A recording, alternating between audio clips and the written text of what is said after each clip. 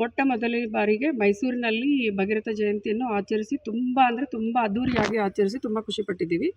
ಮತ್ತು ನಾನು ಜನನಿ ಶೌರ್ಯ ಸೌಮ್ಯ ಫೌಂಡೇಶನ್ ಅಧ್ಯಕ್ಷಳಾಗಿದ್ದೀನಿ. ಮಹರ್ಷಿ ಭಗೀರಥ ಜಯಂತಿ ಶುಭಾಶಯಗಳು. ಇವತ್ತು ಅದ್ಧೂರಿಯಾಗಿ ಮೈಸೂರಿನಲ್ಲಿ ಜಯಂತಿಯನ್ನು ಆಚರಿಸಿದ್ದೀವಿ. ಮಹರ್ಷಿ ಭಗೀರಥರು ನಮ್ಮ ಎಲ್ಲ ಸಮುದಾಯಗಳಿಗೆ ಎಲ್ಲ ಜೀವ ಜಂತುಗಳಿಗೆ ಅವರು ಗಂಗೆ ಮಾತೆಯನ್ನ ಹರಿಸಿ ತಗೊಂಡ್ಬಂದಿದ್ದಾರೆ. ಸೊ ಎಷ್ಟೇ ಕೃತಜ್ಞತೆಗಳನ್ನು ಹೇಳಿದರು, ಅವರನ್ನು ಎಷ್ಟು ಸ್ಮರಣೆ ಮಾಡಿದರೂ ಅದು ಕಡಿಮೆ.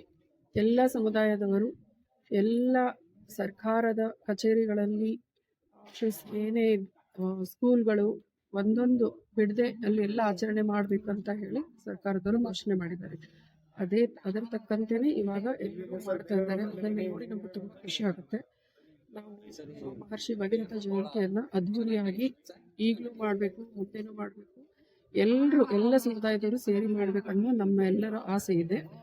ಇವತ್ತು ಮಹಿಳೆಯರು ನಾವು ಇಲ್ಲಿ ಮೈಸೂರಿನಲ್ಲಿ ಚೆನ್ನಾಗಿ ಸೇರಿಬಿಟ್ಟು ಮೊಟ್ಟ ಮೊದಲಿಗೆ ನಾವು ಮಾಡಿದ್ದೀವಿ. ಅದರದ್ದು ನಮಗೆ ತುಂಬ ಖುಷಿ ಇದೆ.